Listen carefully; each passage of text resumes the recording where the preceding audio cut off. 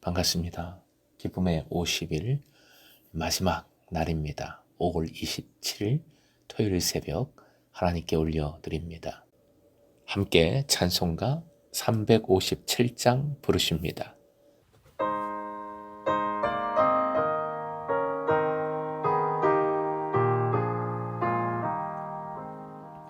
주 믿는 사람 일어나 다 힘을 합하여 이 세상 모든 마귀를 다쳐서 멸하세. 주 앞에 오는 적군을 다 싸워 이겨라. 주 예수 믿는 힘으로 온 세상 이기네. 믿음이 이기네. 믿음이 이기네. 주 예수를 믿음이 온 세상 이기네. 끝까지 이긴 자에게 이 옷을 입히고 또 영생 복을 주시니 참 기쁜 일일세. 이 어두운 세상 지나서 좋천성 가도록 주 예수 믿는 힘으로 온 세상 이기네. 믿음이 이기네. 믿음이 이기네. 주 예수를 믿음이 온 세상 이기네. 오늘 허락하신 하나님 말씀 로마서 10장 5절에서 10절입니다. 내일 주일은 오순절 성령 강림 주일입니다. 매우 특별한 날이고 특별한 은혜의 주일입니다. 그리고 선거가 마지막으로 이어지지요. 계속해서 기도하는 마음으로 선거에 꼭 동참해 주시기 바랍니다. 로마서 10장 5절에서 10절 함께 읽겠습니다. 모세가 기록하되 율법으로 말미암는 의를 행하는 사람은 그 의로 살리라 하였거니와 믿음으로 말미암는 의는 이같이 말하되 내 마음에 누가 하늘에 올라가겠느냐 하지 말라 하니 올라가겠느냐 함은 그리스도를 모셔 내리려는 것이요 혹은 누가 무저갱에 내려가겠느냐 하지 말라 하니 내려가겠느냐 함은 그리스도를 죽은 자 가운데서 모셔 올리려는 것이라. 그러면 무엇을 말하느냐? 말씀이 내게 가까워 내 입에 있으며 내 마음이 있다 하였으니 곧 우리가 전파하는 믿음의 말씀이라. 내가 만일 내 입으로 예수를 주로 시인하며 또 하나님께서 그를 죽은 자 가운데서 살리신 것을 내 마음에 믿으면 구원을 받으리라. 사람이 마음으로 믿어 의에 이르고 입으로 시인하여 구원에 이르느니라. 오늘의 기도 제목 율법이 아닌 믿음의 말씀으로 살아나게 하소서. 율법이 아닌 믿음의 말씀으로 살아나게 하소서. 5절 레위기서 18장 5절에서 모세는 율법을 지킴으로 생명을 얻을 수 있다고 말합니다. 이것이 행위의 법입니다. 5절의 표현대로 율법으로 말미암는 의입니다. 문제는 누가 과연 율법을 온전히 지킬 수 있느냐 하는 것이지요. 지킬 수 있습니까? 없지요. 어느 누구도 율법을 완벽하게 지킬 수는 없습니다. 율법의 의 반대편에 6절 믿음으로 말미암는 의가 있습니다.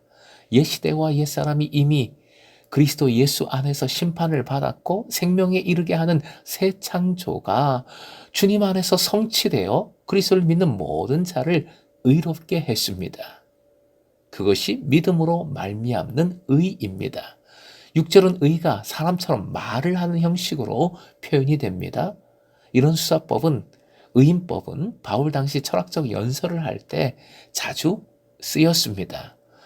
의가 말한, 의가 던진 첫 멘트는 누가 하늘에 올라가겠느냐? 하지 말라 입니다. 본 구절은 70인역의 신명기 30장 12절에서 그대로 인용된 것인데 행위의 법을 나타내는 표현이며 불신을 의미합니다. 하늘에 오르는 것은 사람으로서 불가능할 뿐만 아니라 이런 교만한 생각은 그리스도를 모셔내리려는, 즉 그리스도의 승천하심을 믿지 않는 불신에서 나오는 것입니다. 유전과 행위를 통해 하늘, 즉 의에 이르려는 것은 율법의 의는 불가능한 것입니다.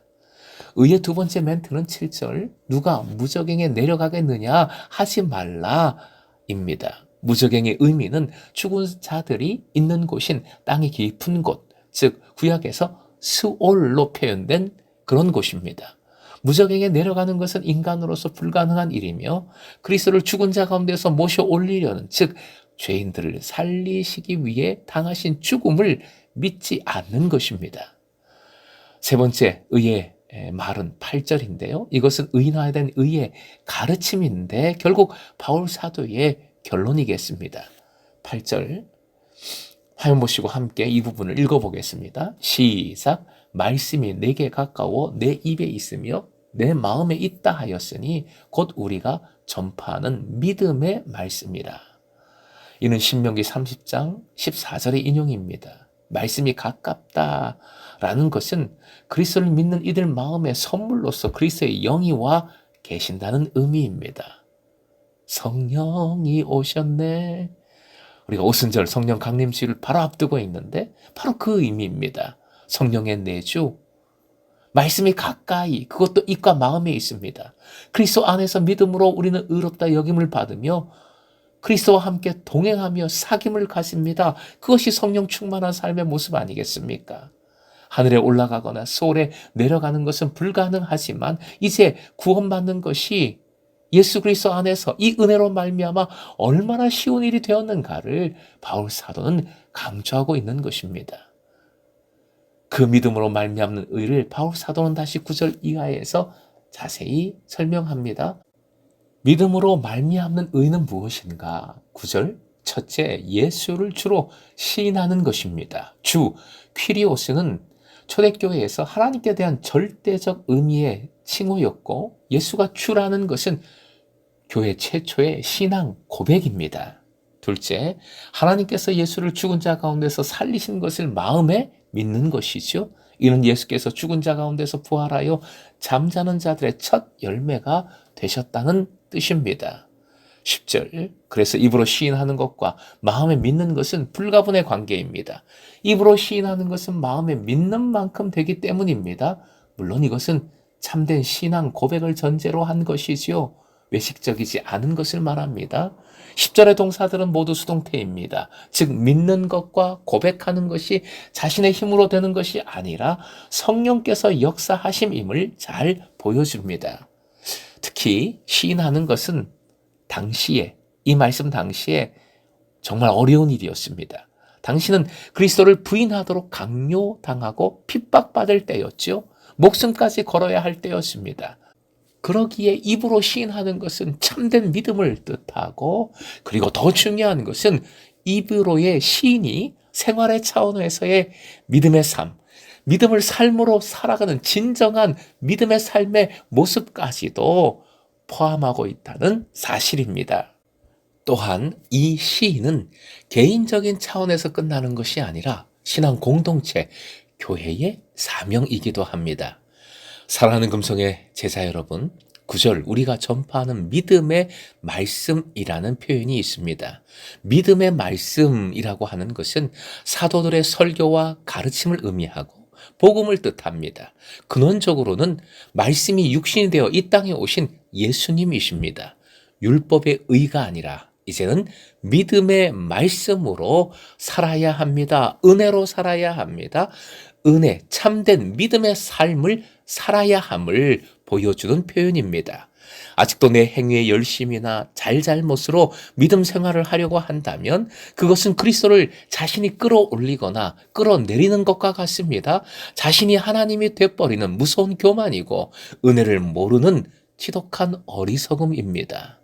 오직 믿음의 말씀을 통해 사람은 마음으로 믿어 의롭게 되고 입으로 시인하여 구원에 이르는 것임을 기억하십시오. 복음을, 은혜를 믿음의 말씀으로 표현했으니 쉐마의 삶이 자연스럽게 연결이 됩니다.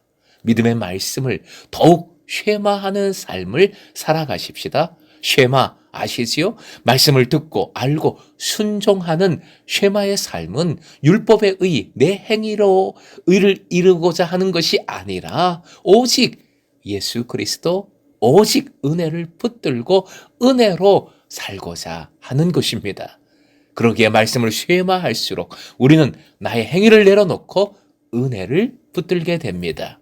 오늘도 말씀을 쉐마함으로 율법의 의가 아닌, 율법의 삶이 아닌 오직 예수 그리스도를 통해서 우리에게 허락해 주신 의, 은혜의 삶을 살아가는, 그래서 참된 믿음의 기쁨을 누리는 제자 되시길 주님의 이름으로 축원드립니다.